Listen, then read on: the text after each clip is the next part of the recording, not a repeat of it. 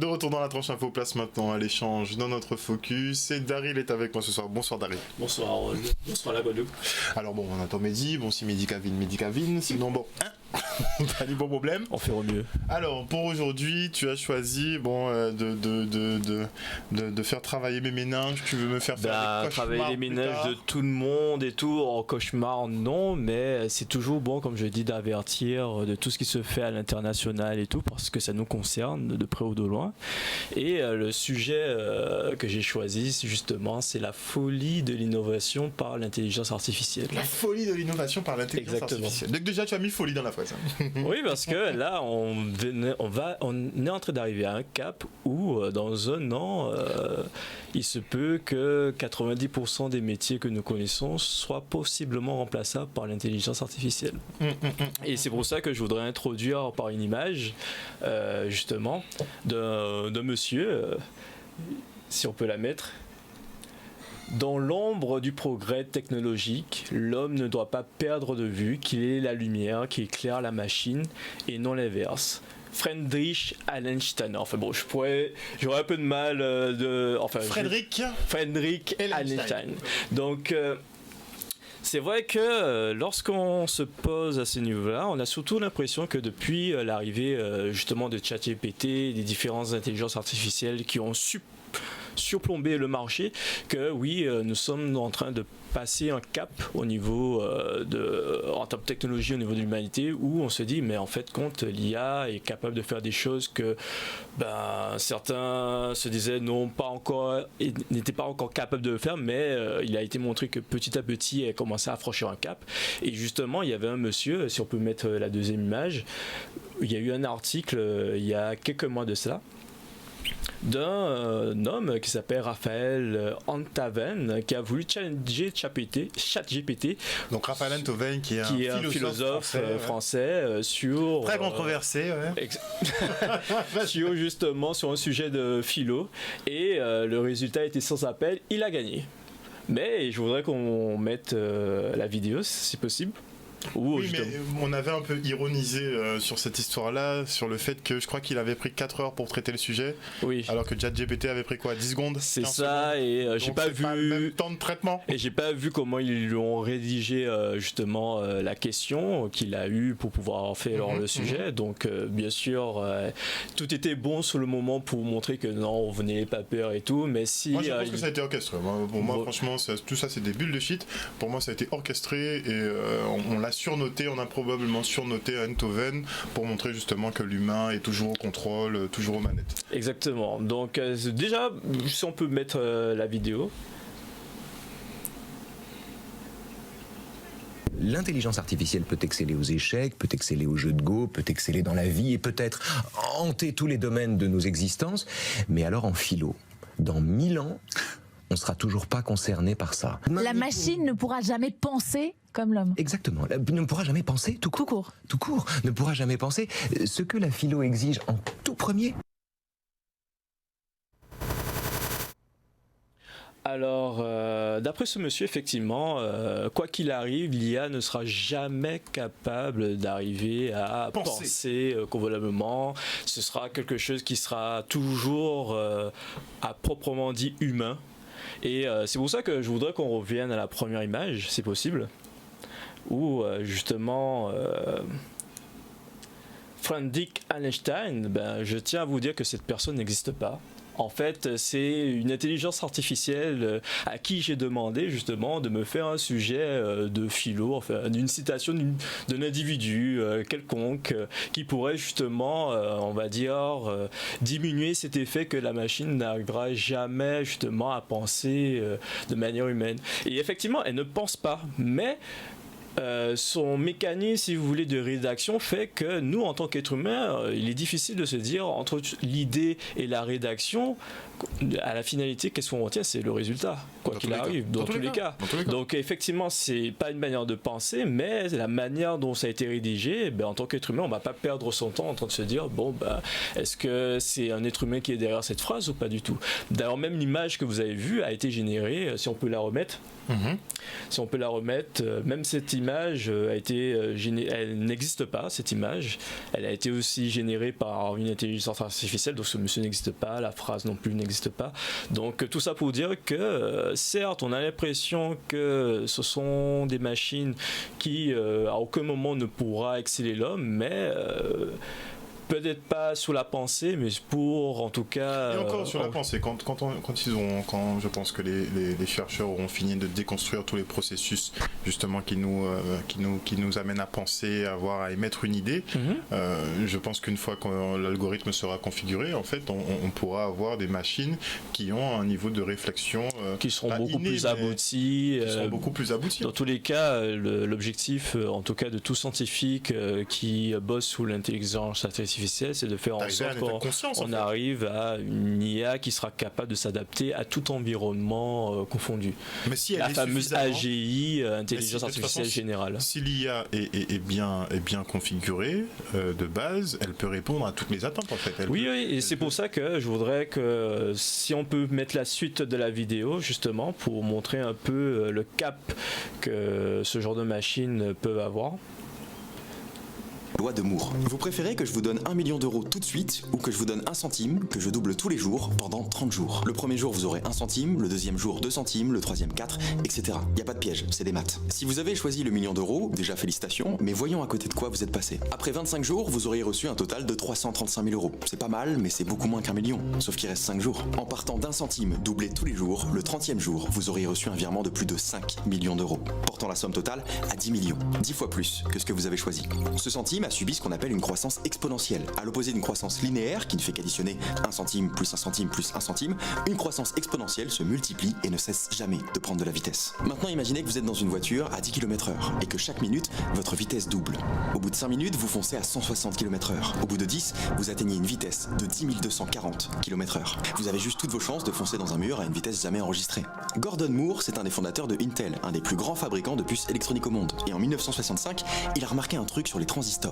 Un transistor, c'est une sorte d'interrupteur, un composant qu'on retrouve dans n'importe quel appareil électronique qui contrôle le flux de courant électrique pour lui permettre de fonctionner. Plus il y a de transistors sur une puce, plus elle est puissante, ce qui augmente sa capacité de calcul et permet de créer des technologies plus complexes. Tout le défi d'un constructeur de puces électroniques, c'est de rendre cet élément le plus petit possible pour en mettre le plus possible. En 65, il a remarqué que le nombre de transistors sur une puce électronique doublait environ tous les 2 ans. C'est ce qui explique qu'on a aujourd'hui dans la poche bien plus de puissance de calcul qu'il y a quelques décennies dans un ordinateur. Ce que nous apprend la loi de Moore, c'est que l'évolution de la puissance de calcul des machines n'est pas linéaire, elle est exponentielle. Voilà, justement, alors si vous voulez le suivre, il s'appelle Ludo Duff, c'est un youtubeur français qui malheureusement n'est pas connu, mais je trouve que sa manière d'expliquer les choses. Ludo Duff. Okay. Et en fait, c'est ça en fait que la loi de Moore est en train d'expliquer, c'est que les machines, eux, comparé à nous qui avons une mémoire, enfin un apprentissage linéaire, c'est-à-dire que nous faisons pas par pas notre évolution, elles, c'est de manière exponentielle, donc quelque chose qui nous aura pris peut-être 1 million d'années pour pouvoir l'acquérir, c'est-à-dire de la phase où l'homme a créé le feu et a réussi à justement à arriver au stade que nous avons actuellement, elle pourrait le faire potentiellement en moins de mois ou une année. Selon bien sûr la puissance qu'on va lui offrir, qu'elle pourra avoir, plus elle aura de la puissance de calcul, plus elle va pouvoir évoluer, donc s'améliorer et prendre de meilleurs traitements et donner de meilleurs résultats. D'où le fait que, pour ce cher philosophe qui est passé tout à l'heure, que en fait quand c'est juste une question de temps, et c'est vrai que en 1 an, lorsque le ChatGPT est apparu, on l'avait dit justement sur le plateau, je crois que c'était en janvier-février, que d'ici 6 mois, ce que vous voyez là, ce sera quelque chose d'encore plus évolué. Et je ne sais pas si vous avez vu, pour ceux qui, si on peut faire la prochaine image, OpenAI justement, qui est, on a eu ce monsieur qui est justement l'auteur qui nous a permis de nous faire découvrir un peu de ChatGPT, cette IA qui a un peu bouleversé le monde. Il y a même pas quelques semaines de cela, il était dans une affaire controverse où OpenAI l'avait viré au sein de l'entreprise parce que apparemment il posait problème.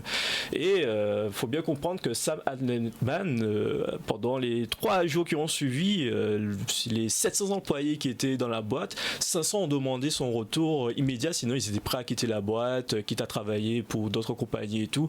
Alors le conseil qui était responsable de son renvoi a dû faire un choix de limite de moins de 24 heures. Au moment où ils ont viré le monsieur, 24 heures après, ils l'ont remis dans la boîte. Et il a annoncé à la suite de ça justement de nouvelles technologies où justement ChatGPT maintenant a pris une nouvelle évolution. Elle est capable de lire, d'étudier des photos, de générer des photos, d'analyser des documents et tout ça dans l'objectif justement d'être capable de répondre à un maximum de tâches possibles. Et la raison pour laquelle il a été viré, c'est là où j'en reviens, c'est que si on peut mettre la prochaine image, c'est que monsieur Sam Altman a travaillé sur un sujet qui s'appelle QStar.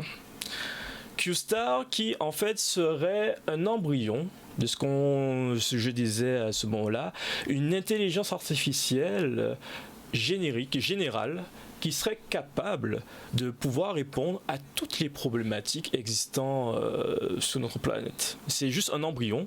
Et si on peut mettre la prochaine image, si on peut la rétrécir, en fait, pour bien comprendre au stade où nous en sommes actuellement, c'est que ChatGPT n'est capable en fait que de prédire mot par mot ce que on lui a indiqué comme information. C'est-à-dire qu'on va, imaginons, on va lui dire, dis-moi, fais-moi la suite de cette phrase, le chat est mangé, la souris est mangée par, elle va faire une suite de calculs pour déterminer quel est le mot le plus probable qui serait capable d'arriver après cette phrase-là, par exemple. Quand vous lui posez une question, voilà, je voudrais une information pour pouvoir m'entraîner ou pouvoir mieux manger, il va, par rapport à ce qu'elle a dans sa base de données, elle va essayer de déterminer de manière mathématique, quelle est la probabilité de chance que, voilà, je mets tel mot, je mets le entraînement, nutrition, etc., etc., etc. Et c'est comme ça qu'elle compose ce mot. Donc en soi, je dirais que c'est plus un algorithme qu'une intelligence artificielle en soi. Et c'est pour ça que là, la différence avec QStar, en fait, c'est que QStar est défini un peu dans ce schéma-là. Si on peut mettre l'image suivante, en fait, QStar en fait est basé sur ce qu'on appelle l'arbre de pensée, qui est en fait, on lui pose une question. Et ce qu'il va faire, c'est qu'il va déterminer à chaque fois les 3 meilleures possibilités pour arriver au résultat. Une fois qu'il aura établi les 3, il va en choisir 2 et il va encore, si on peut, comme vous pouvez le voir, il va descendre de cran et il va encore choisir 3 possibilités et il va tout le temps choisir la meilleure jusqu'à arriver à un certain stade où parmi toutes les possibilités qu'il aura choisies, en fait il va trouver celle qui correspond. Et de là, en fait, l'idée c'est qu'avec ce type d'algorithme, c'est que ça là puisse permettre aux intelligences artificielles en fait de pouvoir mieux performer. En fait, à chaque fois, l'idée c'est que à chaque fois qu'il y aura une question, il va essayer de déterminer la meilleure, et une fois qu'il aura établi que c'est ça la meilleure, il va essayer de s'auto-corriger pour faire en sorte que l'IA qui est en train de traiter l'information puisse obtenir un raccourci en fait de chemin en fait. Au lieu de s'éparpiller à gauche à droite, elle saura que la prochaine fois, au lieu comme s'il a ouvert la voie une fois, elle le mémorise, et pour les fois suivantes. Exactement. Et ça en fait, faut bien comprendre que on estime que d'ici 1 an, toutes les intelligences artificielles vont franchir un cap où elles pourront faire des choses vraiment extraordinaires. Là, il se peut que la prochaine fois, on mettra une photo de toi et c'est cette photo-là qui va vraiment faire la présentation TV de journal. On peut déjà le faire. Oui, on peut déjà le faire, mais facilement. C'est ça, on pourra le faire encore plus facilement parce que là, actuellement, en fait, on peut le faire, mais il y a toujours cet aspect où tu vas voir un peu les pixels qui partent de manière assez bizarre, où tu te dis non, mais en fait, c'est un montage. On aura quelques pertes en qualité, ça se voit. C'est ça. Alors que là, on va arriver à un stade où l'IA, c'est ça, une fluidité, vu que l'IA aura comme capacité de s'auto-améliorer, on va arriver à un stade où elle va arriver à un moment où elle va trouver des chemins que nous-mêmes ne serons pas capables de voir. Et c'est là où le risque est en train d'être mis en place, c'est que à un moment ou un autre, vu que son chemin d'apprentissage est exponentiel, il va arriver que d'ici, on va dire même pas quelques semaines, elle nous aura dépassé et elle va arriver à des chemins de réflexion que nous-mêmes nous serons. On peut même pas aborder. On pourra même pas aborder. On se dira mais de quoi il s'agit? Et c'est pour ça que actuellement, que ce soit la Russie et la Chine, ils sont justement dans une course à la recherche justement de ce type d'intelligence artificielle pour faire en sorte que les États-Unis ne soient pas les seuls leaders de ce genre d'outils, parce que en fait ce genre d'intelligence artificielle pourra innover en tout. On estime qu'une fois qu'on aura atteint ce genre d'IA, toutes les innovations qu'on aura prochainement seront basées sur elle en fait, que ce soit au point de vue militaire, construction, agricole. Il y a de grandes chances que ce sera justement ce genre d'intelligence artificielle qui pourra justement résoudre la plupart des problèmes que nous avons actuellement. Il y a toujours cet aspect de dans les mains de qui? Et surtout, au-delà de ses mains, est-ce qu'elle sera toujours à nos côtés, notre allié? Est-ce qu'elle va vraiment vouloir répondre aux problématiques de l'humanité? Ça, c'est une question qu'il faudra justement observer dans les mois qui suivent, parce que là, ce que je vous dis là, c'est pas dans un an, c'est pas dans 2 ans, c'est pas dans 3 ans, c'est dans les mois qui vont suivre. Et ça, j'espère que l'Europe, parce que les États-Unis, la Russie, la Chine, eux, ils ont très bien compris qu'il fallait s'armer de ça. Mais nous, on est toujours en retard. On est en retard, et je prends un peu l'exemple de la bombe atomique en fait. C'est que quand les États-Unis ont fait péter leur bombe atomique sur le Japon, le premier réflexe de tous les pays quand ils ont vu ça, ils se sont dit course à la bombe atomique. Course à la bombe atomique. Là actuellement, dites-vous que dans les prochains mois, on aura une course à l'IA générale où l'idée c'est que le premier qui l'aura, ce sera lui qui pourra un peu donner la tempo sur le reste du monde, puisque c'est tout que ce soit. Après, ils sont tellement mauvais perdants dans ce monde que même s'il y en a un qui trouve une IA mère, on va dire, t'en as d'autres qui vont te pondre l'IA mère plus ou l'IA. Oui, à terme, moi je pense qu'on verra des batailles d'IA en fait entre États, l'IA des États-Unis contre l'IA chinois et tout. Voilà. Et le seul truc où je trouve ça un peu peinant, c'est que les pays qui sont en cours de développement vont se retrouver au moment où elles se disent qu'elles vont pouvoir rattraper le retard qu'elles avaient pour certains pays. Là, l'écart va se remettre. Il y aura un véritable gouffre en fait qui fera que en fait elles devront prendre énormément de temps avant de pouvoir, enfin même pas, de rattraper le retard technologique qu'elles ont en fait. T'en penses quoi, Miguel?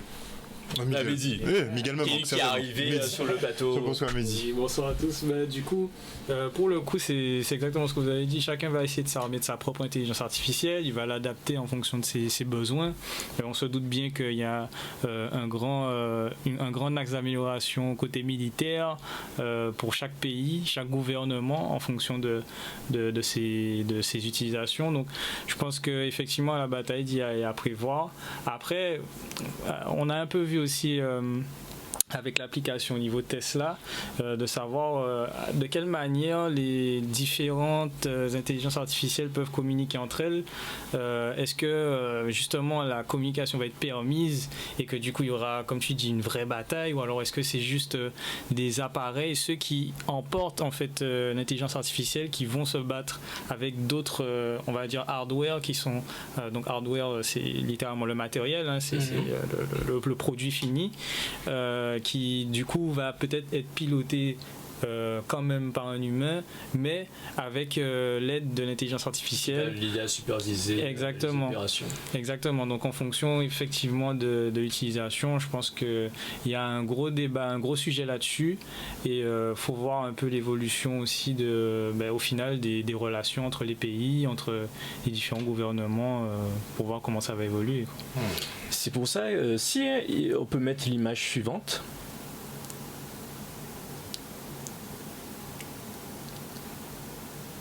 Justement, parce que ça fait maintenant 1 an qu'on le répète à chaque fois sur Canal 10, de justement que la population doit apprendre à se familiariser avec ce genre d'outils d'intelligence artificielle. J'ai pris l'exemple de ChatGPT et souvent, lorsque je posais la question est-ce qu'elle utilise ChatGPT, je lui pose la question comment elle utilise l'outil. Elle me dit ouais, elle pose une question, mais l'IA ne répond pas de manière convenable ou alors c'est trop basique, etc.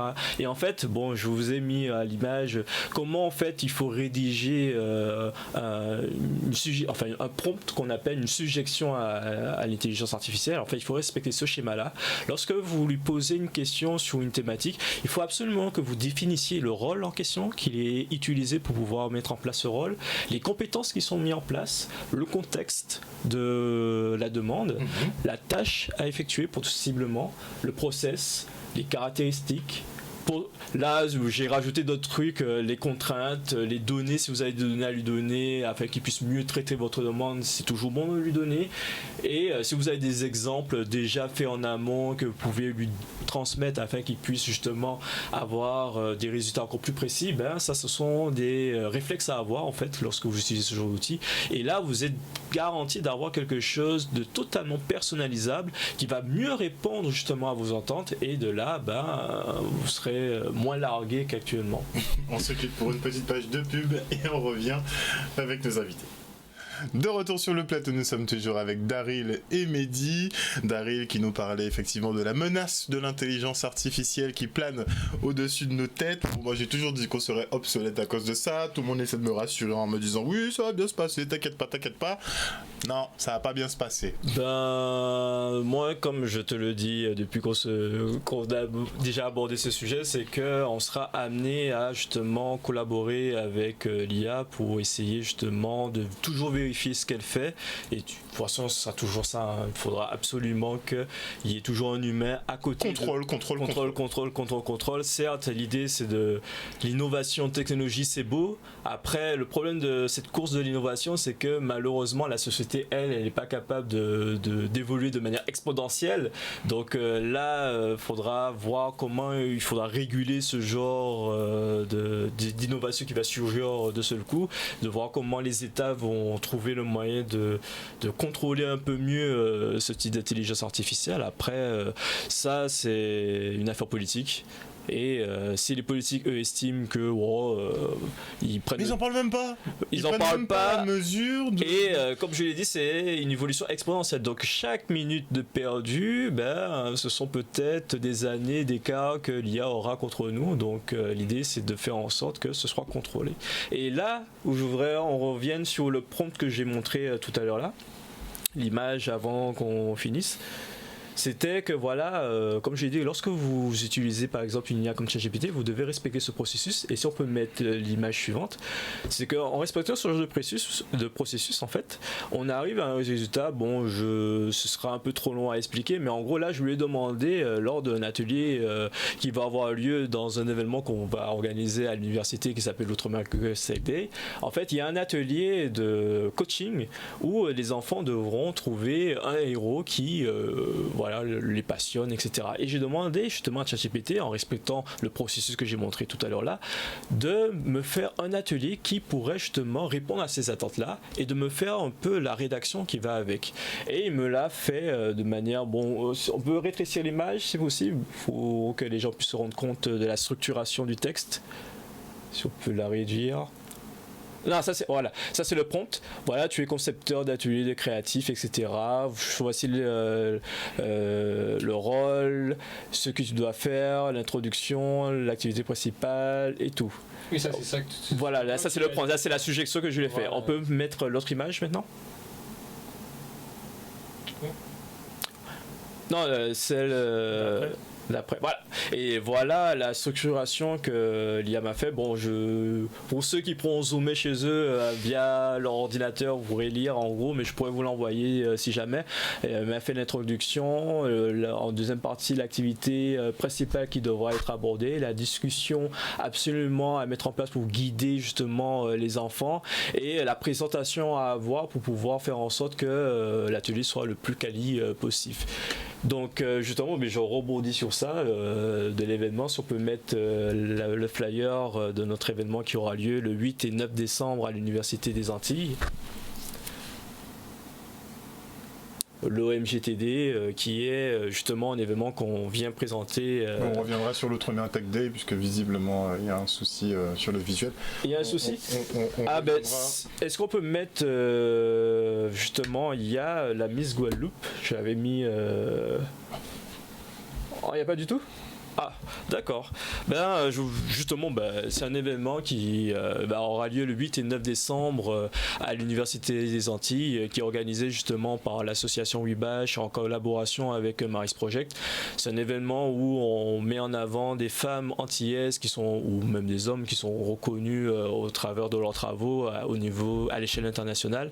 Et l'idée, c'est de faire en sorte que les enfants, voire même le public qui souhaiterait s'informer, puissent découvrir leur rôle modèle à travers ces individus et découvrir les différents ateliers qui présenteront tous les métiers qu'il y a autour du numérique. C'est-à-dire, ça va jusqu'à l'algorithmique, à l'intelligence artificielle, la cybersécurité et surtout savoir faire, par exemple, des CV pour pouvoir rentrer dans ce genre de milieu en bonne et due forme. Ah, ben voilà, il est apparu. Et je voudrais justement mettre en avant un de nos soutiens qui nous a rejoint au cours de route. Tu m'avais donné son nom, Jaël, pour ne pas l'écorcher.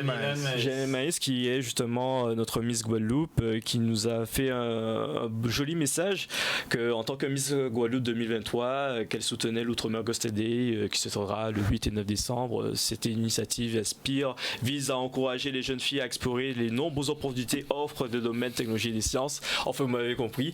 Donc, pour la remercier, alors si on peut mettre les autres images, je vous invite à la suivre sur son Instagram et son LinkedIn, si on peut mettre les autres images. Donc je vous ai mis les QR codes où vous pourrez justement scanner avec votre téléphone, avoir directement accès à ces liens. Si on veut mettre l'autre image, pareil pour son LinkedIn. Merci. Et aussi, je veux mettre aussi en avant ce qu'elle a mis en place, un projet qui s'appelle Chemin d'Audace, qui est un outil pour permettre justement aux femmes qui souhaitent justement se mettre dans un esprit d'entrepreneuriat pour qu'elles puissent être guidées au mieux afin de les permettre de réaliser leur parcours d'entrepreneuse. Voilà. Je vous remercie. Et Mehdi qui nous a cuisiné quelque chose pour ce soir. Et oui, parce que du coup, ça rejoint aussi le sujet d'intelligence artificielle. Alors en fait, on a déjà tous connu l'évolution du téléphone. On sait que on est parti d'un téléphone qui est fait pour téléphoner. Il est devenu petit à petit un outil complètement connecté, sauf à téléphoner. En effet, on a donc les assistants vocaux avec Siri pour Apple et OK Google pour Google, je sais pas comment il s'appelle celui de Google, mais bon voilà. Il n'y avait pas une fille aussi possible. C'est pas Alexa. Alexa Voilà, avec Amazon, en effet.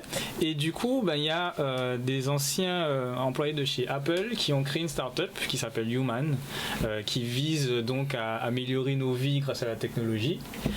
Et en fait, cet ancien employé, enfin 16 anciens, puisqu'il y en a plusieurs, ont développé un outil depuis 5 ans qui s'appelle AI Pine ou AI Pin en bon français, n'est-ce pas qui est en fait un petit boîtier. Donc voilà, on va peut-être le présenter la semaine prochaine, mais en tout cas, c'est un petit boîtier qui va, on va dire, tout simplement se coller sur notre veste. Un pins, quoi. Ouais, un badge en fait, quelque chose comme ça.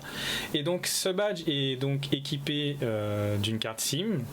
Donc pour l'instant c'est aux États-Unis, il est lancé qu'aux États-Unis, donc on va pas maintenant en tout cas le voir sur nos terres, mais en tout cas il est piloté par l'entreprise qui s'appelle T-Mobile pour l'opérateur. On est obligé d'avoir un abonnement chez eux pour utiliser le boîtier, donc c'est aux États-Unis pour l'instant. Et donc en plus de ça, elle est équipée d'une intelligence artificielle, aussi équipé d'une caméra et d'un mini vidéoprojecteur. Et en fait, c'est une proposition de l'entreprise qui pourrait remplacer l'usage de nos téléphones. Pourquoi ? Parce que du coup, on a un petit vidéoprojecteur. Le boîtier, lui, va projeter des informations. On va tout simplement tendre notre main pour avoir les informations dans la paume de notre main. Et ce sera visible et tout ? Il y a déjà Pour le coup, ouais, on a donc du coup, c'est sur la présentation qu'on fera peut-être la semaine prochaine. D'accord. Mais en tout cas, oui. Pour ce que tu as vu, en tout cas, c'était... Tout à fait, c'est possible. Après, bon, on est aux États-Unis, les présentations c'est dans des salles plus ou moins closes. Effectivement. Ouais. Donc avec le soleil guadeloupéen, je ne sais pas si c'est compatible, mais à voir.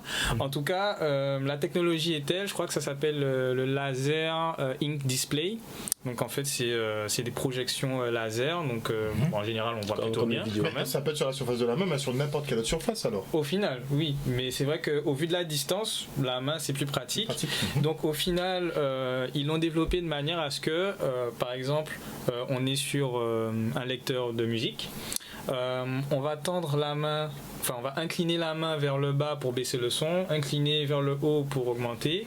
On va incliner sur un côté pour avoir en fait le bouton précédent sur brillance.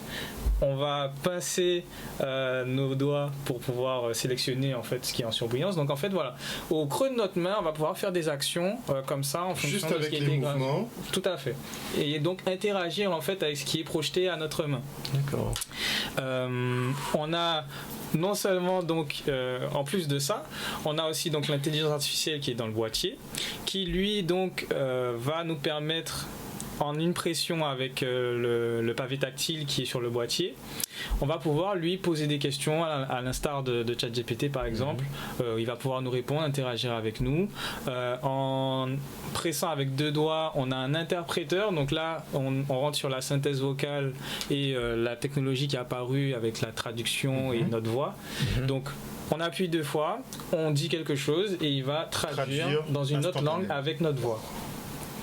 On sait qu'il y a déjà ce genre de dispositif qui existe. Ça existe, mais pas là, combiné avec autant de... Là, littéralement, c'est un outil qui va combiner toutes les formes d'intelligence artificielle qu'on connaît aujourd'hui. Donc le téléphone, en fait, on va le convertir et ce sera le nouveau... Ce sera quelque chose qui sera à la main, il n'y a pas d'écran. On peut même prendre des photos à la volée comme ça, tu vois, t'appuies, tac, et puis il prend une photo, littéralement, parce qu'il y a une caméra, donc c'est fait pour ça. Et même là où ils ont couplé du coup la caméra à l'intelligence artificielle, c'est que du coup l'intelligence elle va apprendre à nous connaître littéralement, connaître nos habitudes, connaître nos allergies, toutes nos spécificités en tant que personne. Et donc du coup dans la démonstration, le mec il te montre en fait une barre de chocolat dans lequel il y a des composants où il est intolérant. Wow. Donc il demande à l'intelligence artificielle est-ce que je peux manger cette barre de chocolat. Donc il met à hauteur de caméra évidemment pour qu'il puisse comprendre quoi. Et là l'intelligence artificielle lui dit bah écoute tu devrais pas manger ça. Et donc là il a juste montré en fait la barre, il montre même pas forcément l'endroit où c'est écrit les références. Ah c'est qu'il a accès à internet qui lui a permis d'avoir la liste des ingrédients. Il scanne le truc et là il comprend frérot, tu devrais pas manger ça. Évidemment, il montre qu'on a toujours le dernier mot. Il lui dit, je vais manger quand même. Et là, l'intelligence lui répond, bon appétit. Voilà, tout simplement.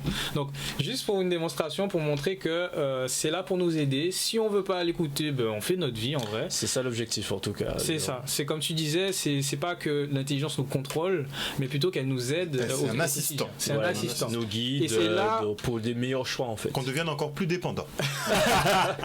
Moi je me dis, tu vois, à l'heure où on parle, problème d'eau, problème de je sais pas quoi, chlordécone et tout, peut-être qu'elle pourrait nous permettre de nous donner la meilleure solution possible pour pouvoir répondre à ces problématiques-là, par exemple.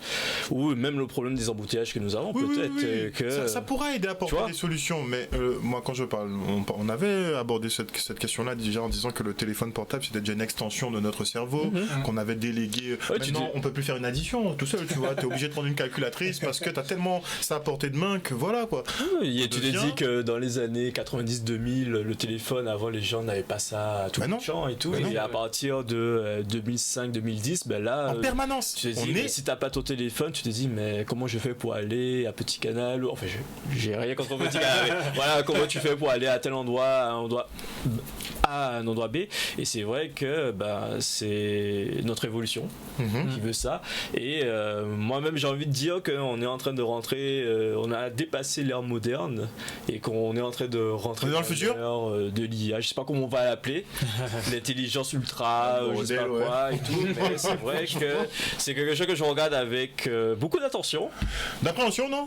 D'appréhension, Moi, connaissant l'être humain, moi c'est de l'appréhension que j'ai parce que connaissant l'être humain, Mais en fait, il y a Je lui des fais confiance, Il y a mais. des malades partout. C'est ça, Au final, tu auras toujours des gens qui vont essayer de détourner le truc. Mais c'est toujours ça. Et donc, toujours ça. c'est sûr que c'est pour ça que je pense que c'est important de réguler en fait l'usage C'est ou ça, alors contrôler. éventuellement l'évolution, je sais pas, mais il faut qu'on régule pour éviter les dérives Mais tu sais des bien personnes qu'il y mal aura pas intentionnées d'intention. qu'il y a derrière. Tu sais Bien qu'il n'y aura pas sûr. de régulation. Bien sûr, mais Non, mais déjà. il faut qu'il y ait des gens avertis qui disent les termes, et ce sont ces gens-là Oui, qu'il mais faut tu pourras pas faire contrôler tout le monde. C'est comme on dit, tu peux Non, pas mettre tu un peux pas flic derrière contrôler tout le monde. Tu peux pas C'est aider mort. plus de 80% de la. Ben voilà. Mais de la même manière où tu peux pas contrôler voilà. tout le monde, si au moins tu mets un contrôle, ça réduit l'impact, tu vois. Oui, mais si tu laisses free comme ça, tu vois. C'est mort. C'est pas faux ce que tu dis, puisque avant effectivement on était tous en mode pirate pour regarder nos films, nos séries, Ouais. machin. Ouais. Là on commence tous à passer un peu sur les plateformes de stream parce que bon, bah, il faut un site cela. qui est ouvert le lundi, bon il a déjà fermé parce Ouais. que le lendemain bon ils l'ont trouvé, C'est bon clair, c'est on est obligé de bouger vite, on va dire ça comme ça. Donc c'est vrai qu'on arrive à évoluer les mœurs, mais j'ai envie de te dire, le pirate, ou pas forcément le pirate, mais je veux te dire l'individu lambda qui veut pas changer son habitude, mais il va continuer à chercher les sites de stream gratuits C'est et sûr. consommer sur internet gratuitement. C'est sûr, ben, on voit bien, c'est interdit de tuer, il existe des serial Tu killers comprends dans tous les cas. Voilà. Donc c'est sûr. Mais si on n'interdit pas de tuer, je pense qu'il y aurait déjà eu beaucoup c'est pas- plus de morts, tu vois ce que je veux dire. C'est- Donc après, l'interdiction, je pense pas que c'est une bonne chose pour l'intelligence Parce que artificielle. c'est pas réguler du possible. numérique, C'est pas réguler possible. du numérique, c'est impossible. Tu vas dire quoi C'est aux gens impossible. Ah non, t'as trop de capacité Mais- de stockage, tu peux faire un truc. Et Mais c'est non. et c'est pour ça qu'à l'image de la bombe atomique, il faut que chaque pays ait son IA pour pouvoir au moins se dire qu'on ne sera pas sous l'emprise d'une IA étrangère qui va faire des choses qui malheureusement sera au détriment d'une autre population en fait. Mais déjà avec l'IA, ton propre gouvernement peut déjà s'en servir contre toi. Moi, ça me dérange parce que on est en audiovisuel par exemple. On a montré un petit peu ce que l'IA est capable de faire, par exemple au deepfake, avec les deepfakes. Oui. On sait que maintenant, on en parlait l'année dernière, le niveau de deepfake maintenant là, À exploser et tout. déjà t'es quasiment dans du réel. Oui. C'est vraiment très réaliste, même peut-être trop, tant au niveau de la voix qu'au niveau de l'image. Pour ceux qui ne savent pas, le deepfake, c'est Ouais. le fait de remplacer un visage par celle de notre. Voilà, donc on a plein de chorégraphies d'Emmanuel Macron par exemple qu'on met sur des sons de... Ah oui, t'as vu le son Emmanuel Macron aux Antilles et tout en mode ouais, wesh. J'étais là, waouh, incroyable. En fait, Le créole n'est pas encore machin, mais ouais. c'est vrai que ça passe en fait. Oui. Et c'est marrant, en l'état, on en rigole. Bon, il y a Emmanuel Macron qui fait des sons un peu chelous, on en rigole. mais à terme, moi je me posais la question sur la guerre. Moi j'ai débranché un peu sur la guerre israélo-palestinienne parce qu'en fait on peut plus savoir. Le temps que tu traites l'information, ça tourne très très rapidement. Donc il y a une vidéo qui sort, t'as même pas le temps de l'étudier qu'elle a déjà fait le tour du monde.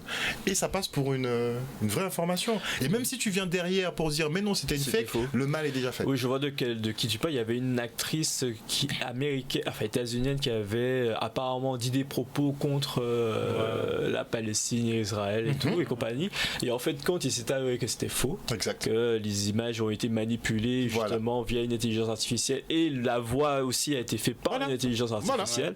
Et heureusement, vu qu'il y avait les archives, ils ont montré qu'en fait, quand c'était. Ils avaient une vidéo originale. Oui, Mais imagine qu'il n'y avait pas de vidéo originale et que ça a été le deepfake a été créé de A à Z. Comment tu vois, le temps de réagir, t'as peut-être déjà foutu quelqu'un en tôle ou bien, tu vois. d'où le fait que j'avais proposé cela, c'est que peut-être qu'on va arriver à un stade où il faudra faire un internet humain. Avec C'est-à-dire pas de bots. pas de bot bot, interdit. mais ça voudrait dire un contrôle avec carte d'identité. Ouais, parce que le prouver que vous n'êtes pas une machine. Voilà, c'est le plus Coche possible. 4 cases. Yes. Super. Mais ça voudra dire un compte pour un individu qui devra prouver son identité. Je sais même pas si la carte Et t'as d'identité. l'identité numérique et là. Et là, on va arriver à un classe. stade où des gens vont dire ah mais ça ben classe. je pourrais plus m'énerver, insulter. Mais parce je pourrais que plus on faire du saura trolling. tout- Voilà. Je vais insulter les gens cachés derrière mon écran, ben clairement. Mais voilà, mais il y a des solutions. Mais il faudra choisir. Est-ce que vous êtes va être prêt à vivre dans un monde où l'IA va pouvoir chambouler notre vie et tout, et on s'arme en On ne laissera conséquence. pas le choix, les gars. Ou Tu le sais alors, voilà. Et moi, ça me fait rire quand tu as parlé de l'armée parce que justement, il y a un militaire, un général américain, lui, il s'est dit ah ouais, avec une innovation comme ça, nos guerres seront beaucoup plus propres et économiques. Parce que propre économique. propre et économique Moral, parce que propre et économique. parce qu'il disait oui, avec l'IA, on pourra identifier clairement les individus qui sont armés, comme ça nos drones pourront les Avec une mitrailler à une précision. précision impeccable, et ça évitera des pertes civiles inutiles et des munitions inutilement utilisées en fait. Bien sûr. J'étais là, ah ouais, c'est ça, magnifique. c'est le premier truc Magnifique. C'est auquel le tu vas premier truc penser. qu'ils voient, c'est comment on va liquider des gens proprement. De manière propre et économe, enfin bon. Mais voilà, mais Tu vois, c'est. Mehdi, quand je te dis que hein, Non, mais ça c'est. l'utilisation c'est- sera forcément c'est- merdique. C'est l'utilisation Voilà. militaire, mais C'est sous ça. le plan médical, par exemple, pour pouvoir retrouver justement des solutions pour mettre fin à certains types de cancers, voire même. Ou faire des docteurs, Voilà. des docteurs, pas, comment on pourrait dire, je sais pas moi, des docteurs. informatiques en fait, Ouais, des ouais, docteurs c'est ça, informatiques des qui docteurs peuvent informatiques. opérer. Il y a des avec- Oui, ça déjà, chirurgiens, ça existe déjà. qui opèrent tout seul quoi. Donc tout seul qui au sont final, qui pourront, assistés à avec terme, peut-être l'intelligence artificielle. opérer au millimètre près, hein, Ouais, ils pourront ouais. faire des opérations puisqu'on a les robots pour ça. Et je te dis, à terme, on va passer carrément le relais. On pourra passer le relais aux machines. Ben, Dans tous les cas. il y aura cette importance de surveillance. Peut-être T'auras que, l'être peut-être que humain dans 5 ans. appuyer sur on, appuyer sur off, Oui. contrôler, faire les bien mises à Bien jour, sûr. faire l'entretien et tout. Mais au-delà de ça, pour la tâche en elle-même, on est, c'est bon là.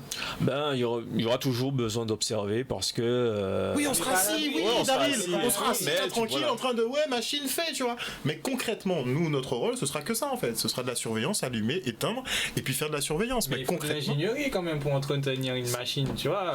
à la limite pour de C'est- l'entretien, on va te payer. C'est effectivement. important, même aussi de savoir quand il faudra faire évoluer l'intelligence artificielle, par exemple. Faut Mise à passer jour. Oui. Mais l'intelligence peut-être pourra se mettre à jour elle-même, et après on pourra peut-être programmer des robots qui pourront réparer les autres robots. La boucle est bouclée. Franchement, Après, comme je l'ai dit, un monde où il n'y a que des robots et que les gens, par exemple, on dit oui, ça va remplacer les métiers, mais si les personnes en question n'ont plus d'emploi, comment ils vont faire pour acheter les robots en question.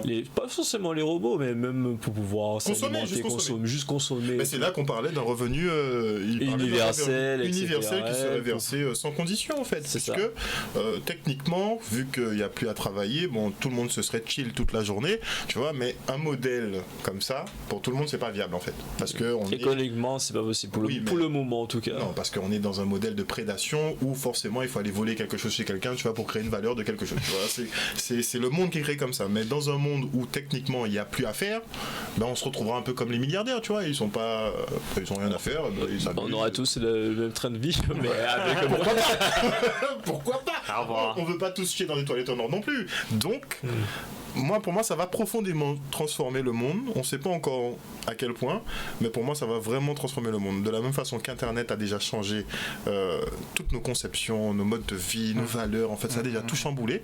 Pour moi, c'est une technologie qu'on n'a même pas encore fini de digérer, tu vois. Et on l'a encore sur l'estomac, tu vois, ça pèse bien lourd.